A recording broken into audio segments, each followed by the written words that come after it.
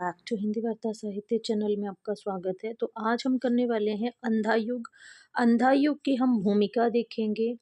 अंधा युग में जो आपके अंक आते हैं, ठीक है, जो 5 अंक हैं, उन 5 अंकों का क्रम देखेंगे। क्रम के साथ साथ शुरुआत हर अंक की कहाँ से हुई है, बीच में कौन-कौन से गीत आए हैं, समापन प्रभु की मृत्यु पर होता है, तो कौन-सा गान वहाँ पे गाया जाता है। ठीक है, ये सब कुछ इम्पोर्टेंट चीज़ें हैं जो हम यहाँ से देखने वाले हैं। तो चलिए जल्दी से वीडियो को शुरू करते हैं। अंधा युग कदापि ना लिखा जाता यदि उसका ना लिखना मेरे बश की बात रह गई होती है। बोला इस कृति का पूरा जटिल वितान जब मेरे अंतर में उभरा तो मैं असमंजस में पड़ गया। थोड़ा डर भी लगा कि इस अभिशप्त भूमि पर एक कदम भी रखा कि फिर बचकर नहीं लौटूंगा। ये कौन कह रहे हैं? ये धर्मवीर भारती जो हैं, शुरुआत में इन्होंने लिखा है अंधा युग की भूमिका में। ठीक है, बोला पर एक नशा होता है अंधकार के गरजते महासागर की चुनौती को स्वीकार करने का, है ना। ये आई थिंक ये आ चुका है आपका, है ना। ये इंपॉर्टेंट चीजें हैं सारी की सारी यहाँ पर। ठीक है, पर्वताकार लहरों से खाली हाथ जूझने का, अनमापी गहराइयों में उतरते जाने का और फिर अपने को सारे खतरों में डालकर आस्था के प्रकाश के सत्य के मर्यादा के कुछ कणों को बटोर कर बचाकर धरातल तक ले जाने का, इस नशे में इतनी गहरी वेदना और इतना तीखा सुख घुला मिला रहता है। याद रखिएगा, ये इंपॉर्टेंट लाइन है आपकी यहाँ से यहाँ तक। ठीक है, इम्पॉर्टेंट है ना। स्वाद के लिए मन बेबस हो उठता है, उसी की उपलब्धि के लिए कृति लिखी गई है। ठीक है, बोला एक स्थल पर आकर मन का डर छूट गया। कुंठा, निराशा, रक्तपात, प्रतिशोध, विकृति, करूपता, अंधापन, इनसे हिचकिचाना, क्या इन्हीं में तो सत्य के दुर्लभ कण छिपे हैं? तो इनमें क्यों ना निडर घुसूं, इनमें धंस कर भी मैं मर नहीं सकता। हम ना मरे मरिहे संसारा, इम्पॉर्टेंट है ये भूमिका में। स्वयं धर्मवीर भारती जो हैं इस चीज़ को कहते हैं, ये जो आपकी लाइन है यहाँ पर। ठीक है, हम ना मरे मरिहे संसारा, है ना। पर नहीं, संसार भी क्यों मरे। मैंने जब वेदना सबकी भोगी है तो जो सत्य पाया है वह अकेले मेरा कैसे हुआ। एक एक धरातल ऐसा भी होता है जहाँ निजी और व्यापक का वाह्य अंतर मिट जाता है, वे भिन्न नहीं रहते हैं। कहितै भिन्न ना भिन्न, है ना। ये याद रखिएगा, ये धर्मवीर भारती ने कहा है भूमिका में। ठीक है, ये तो व्यापक सत्य है जिसकी निजी उपलब्धि मैंने की ही, उसकी मर्यादा इसी में है कि वह पुनः व्यापक हो जाए। कौन कहते हैं आपके? ये धर्मवीर भारती जो हैं वो कहते हैं। ठीक है, इम्पॉर्टेंट है भूमिका, देख लीजिएगा। आगे और भी है, थोड़ा सा आगे भी देखते हैं। ठीक है, निर्देश में आगे कहते हैं इस दृश्य काव्य में जिन समस्याओं को उठाया गया है उनके सफल के लिए महाभारत के उदार्थ की घटनाओं का आश्रय ग्रहण किया गया है। अधिकतर कथा वस्तु प्रख्यात है, याद रखिएगा, अधिकतर कथा वस्तु प्रख्यात है, केवल कुछ ही तत्व उत्पाद्य हैं। प्रश्न आ गया कि अधिकतर कथा जो है वो कैसी है और कुछ तत्व कैसे हैं। तो अधिकतर कथा वस्तु जो है वो प्रख्यात है, केवल कुछ ही तत्व जो हैं वो उपाध्य हैं। कुछ स्वकल्पित पात्र और कुछ स्वकल्पित घटनाएं भी यहाँ पर रखी गई हैं। ये भूमिका से ही लिया गया कथन है ना। पात्र और कुछ स्वकलित घटनाएं, प्राचीन पद्धति भी इनकी अनुमति देती है। तो प्रहरी जो घटनाओं स्थितियों पर अपनी व्याख्याएं देते चलते हैं। बहुत कुछ ग्रीक कोर्स के निम्न वर्ग के पात्रों की भांति हैं। किसके? ग्रीक कोर्स के। ठीक है, उनका अपना प्रतीकात्मक महत्व है। कृष्ण के वधकर्ता का नाम जरा था, वेरी वेरी इंपॉर्टेंट है। ठीक है, ऐसा भागवत में भी लिखा है। कहाँ पे लिखा है? भागवत में। लेखक ने उसे वृद्ध याचक के प्रेत काया मान लिया है। समस्त कथा वस्तु 5 अंकों में विभाजित है। बीच में अंतराल के पहले दर्शक को लंबा मध्यांतर दिया जाता है। मंच विधान जटिल नहीं है। ठीक है, ये हम सारा ही देखेंगे। एक पर्दा पीछे स्थायी रहेगा, उसके आगे 2 पर्दे रहेंगे। सामने का पर्दा अंक के प्रारंभ में उठेगा और अंक के अंत तक उठा रहेगा। उस अवधि में एक ही अंक में 2 दृश्य बदलते हैं, उनमें बीच का पर्दा उठता गिरता रहता है। बीच का और पीछे का पर्दा चित्रित नहीं होना चाहिए। मंच की सजावट कम से कम होनी चाहिए। ठीक है, प्रकाश व्यवस्था से अत्यधिक सतर्क रहना चाहिए। ये कुछ विशेषताएं इन्होंने बताई हैं मंच की, वो भी आप बिल्कुल याद रखिएगा। ठीक है ना, कि पर्दा चित्रित नहीं होना चाहिए, मंच की सजावट कम से कम होनी चाहिए, प्रकाश व्यवस्था अत्यधिक सतर्क नहीं होनी चाहिए। दृश्य परिवर्तन या अंक परिवर्तन के समय कथा गायन की योजना है। ये पद्धति लोक नाट्य परंपरा से ली गई है, वेरी वेरी इंपॉर्टेंट है। मैं फिर से इसको हाईलाइट कर देती हूँ यहाँ से, ये पद्धति लोक नाट्य परंपरा से ली गई है। कथानक की जो घटनाएं मंच पर नहीं दिखाई जाती हैं, उनकी सूचना देने, वातावरण की मार्मिकता को और गहन बनाने का, कहीं कहीं उसके प्रतीकात्मक अर्थों को भी स्पष्ट करने के लिए कथा गायन पद्धति अत्यंत उपयोगी सिद्ध हुई है।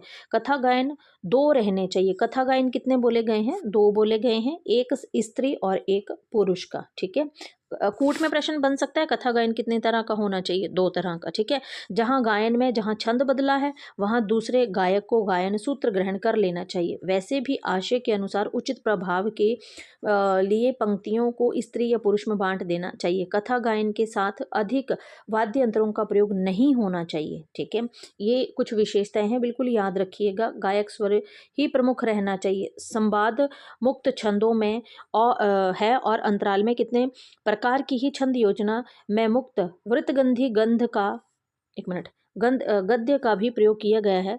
वृतगंधी गद्य की ऐसी पंक्तियां अन्यत्र भी मिल जाएंगी। लंबे नाटक में छंद बदलते रहना आवश्यक प्रतीत हुआ है। ठीक है, अन्यथा एक रास्ता आ जाते। कुछ स्थानों को अपवाद स्वरूप छोड़ दें तो प्रहरियों का सारा वार्तालाप एक निश्चित लय में चलता हुआ आपको दिखाई देगा। बोला नाटक के आरंभ से अंत तक लगभग एक सी रहती है। ठीक है, अन्य पात्रों के कथोपकथन से सभी पंक्तियां एक ही लय में आई हैं। ठीक है, ये आवश्यक नहीं है।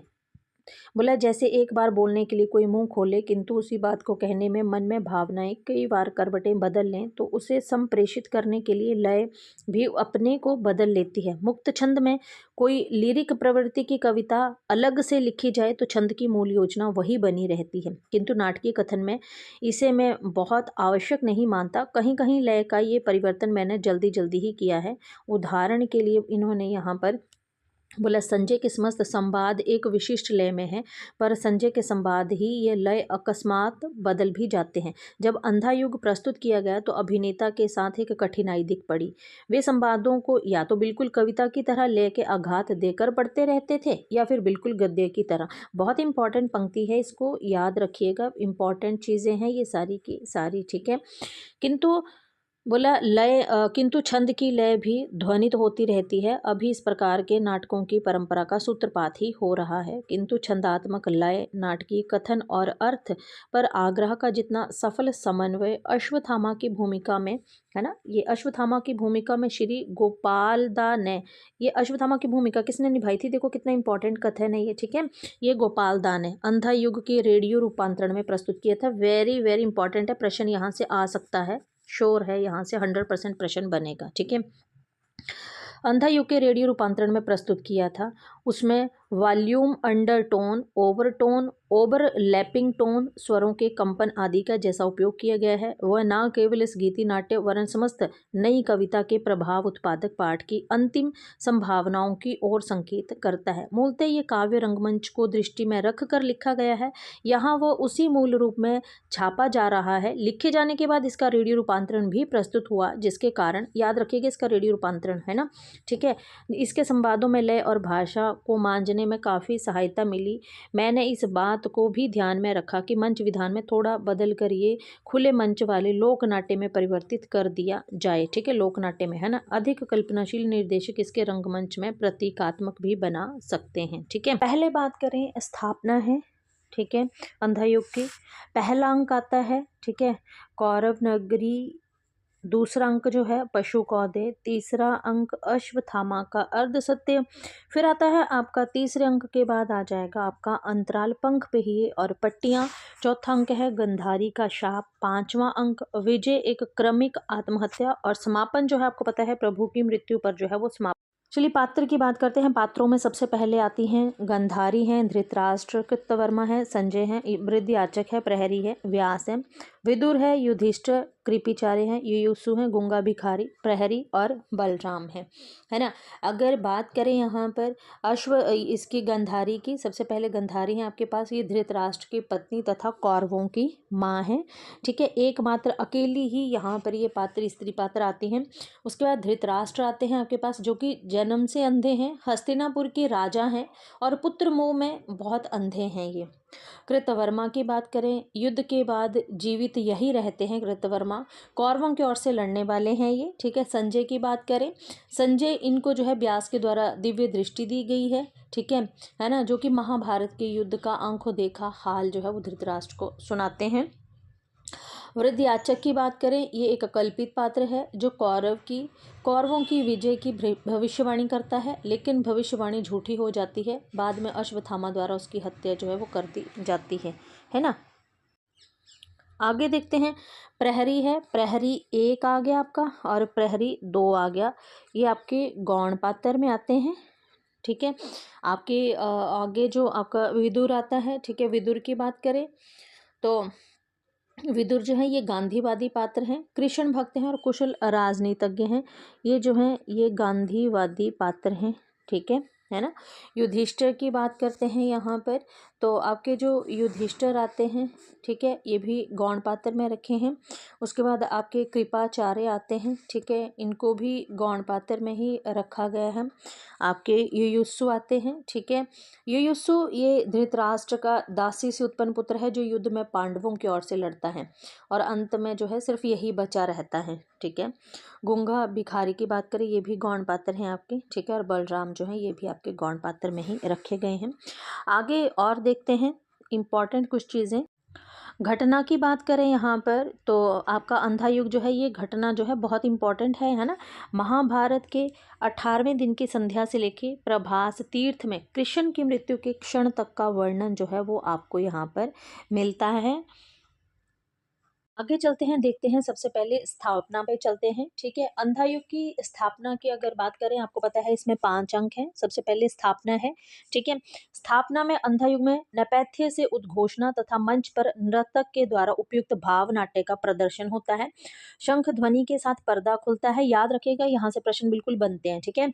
तथा मंगलाचरण के साथ साथ नर्तक नमस्कार मुद्रा प्रदर्शित करता है, ठीक है। उद्घोषणा के साथ साथ उसकी मुद्राएं बदलती रहती हैं। अच्छा, जब प्रारंभ होता है तो प्रारंभ में मंगलाचरण आता है, नारायणम नमस्कृत्य नरम चैव नरोत्तम देवी सरस्वती व्यासम ततो जयमुदित्यरेत, है ना।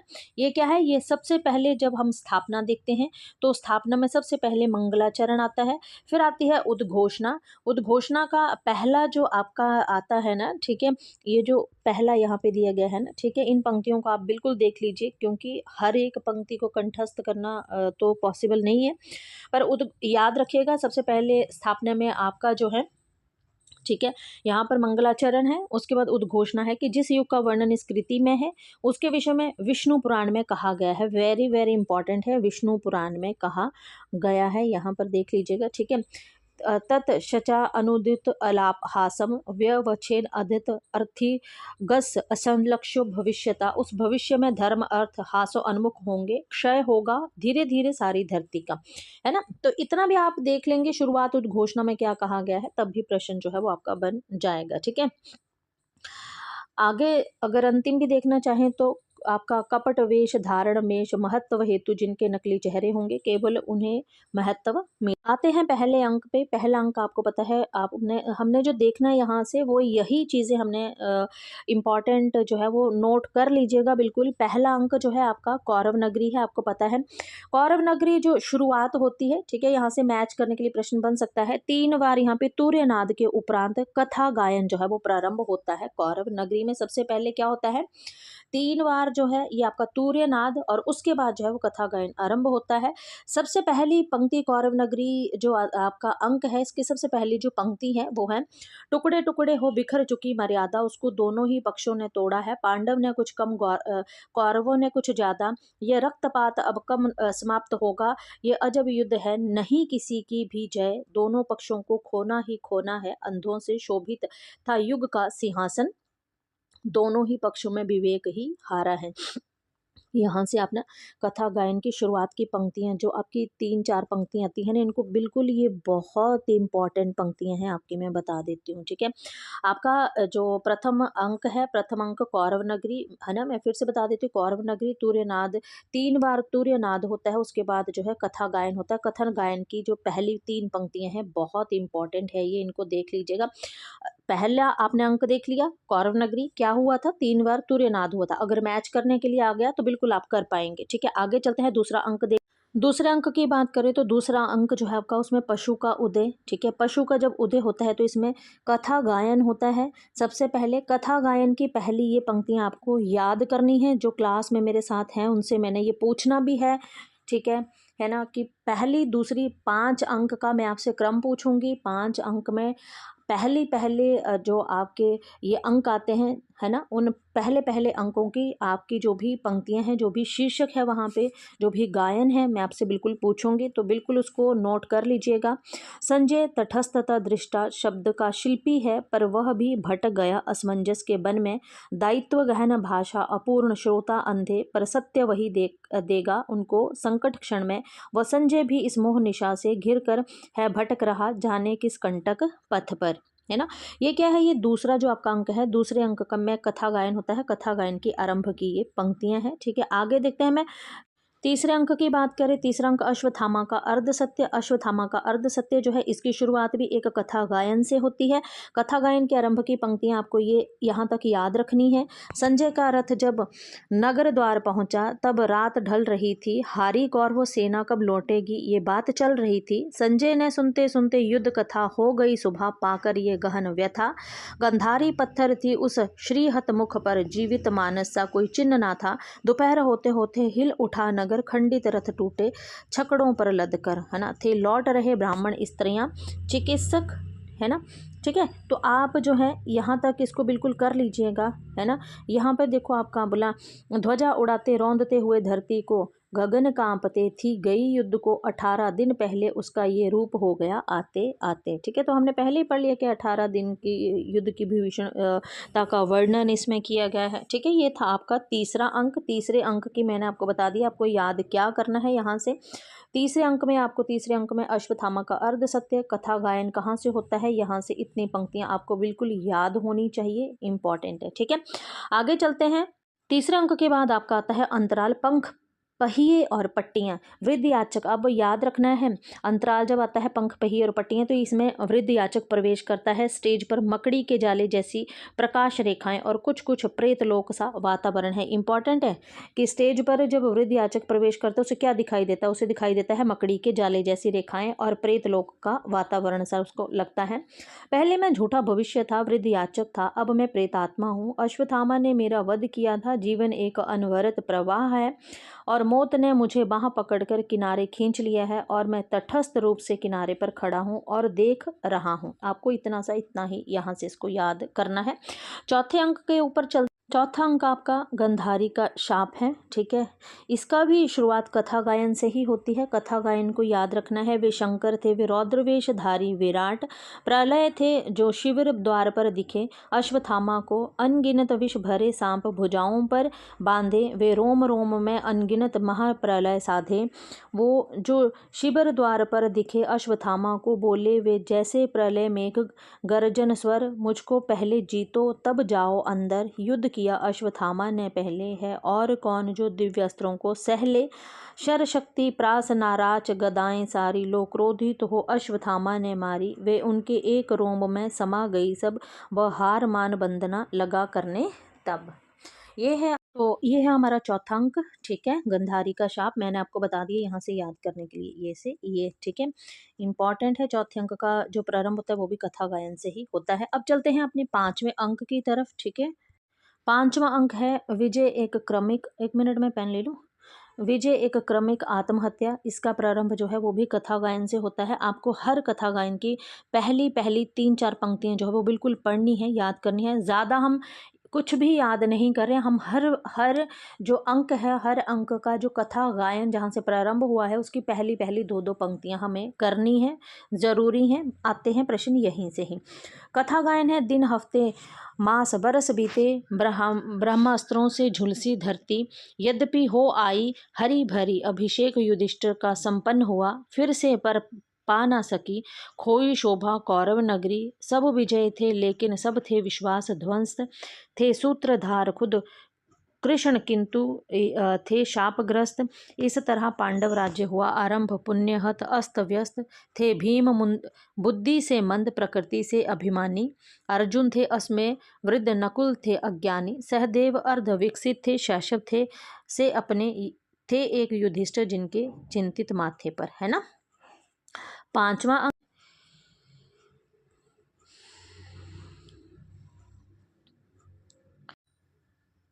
है ना। तो समापन जो है ये प्रभु की मृत्यु पर हुआ है। यहाँ पर प्रभु की मृत्यु जब हुई है, लास्ट में वंदना हुई है, ठीक है। वंदना देख लेते हैं यहाँ पर, वंदना के स्वर जो भी हैं, ठीक है। जो तुम जो हो शब्द ब्रह्मा, अर्थों के परम अर्थ, जिसका आशय पाकर वाणी होती ना व्यर्थ। है तुम्हें नमन, है उन्हें नमन, करते आए हैं जो निर्मल मन। सदियों से लीला का गायन, हरि के रहस्यमय जीवन की है जरा अलग ये छोटी सी मेरी आस्था की पगडंडी। दो मुझे शब्द, दो रसा अनुभव, दो अलंकरण में विचित्र करूं तुम्हारा करुण रहस्य मरण। कथा गायन है।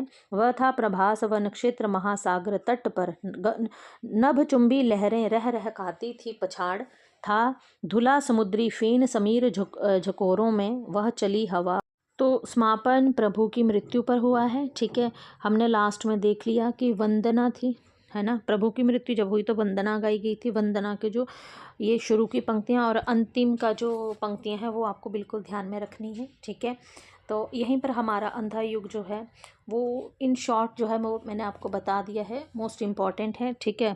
अगर वीडियो पसंद आए तो वीडियो को लाइक और चैनल को सब्सक्राइब ज़रूर कीजिएगा। मिलते हैं नेक्स्ट वीडियो में, तब तक के लिए धन्यवाद।